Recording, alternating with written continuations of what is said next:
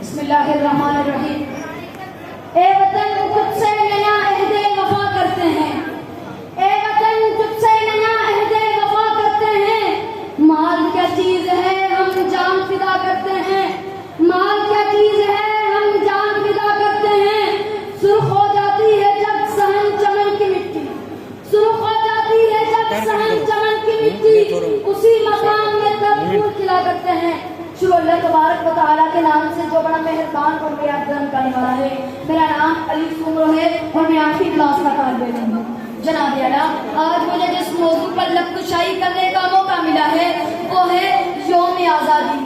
مٹا دے اپنی ہستی کو اگر کچھ مقام چاہیے، مٹا دے اپنی ہستی کو اگر کچھ مقام چاہیے، کہ دانا خاک نہ مل کر گلے گلزار بنتا ہے۔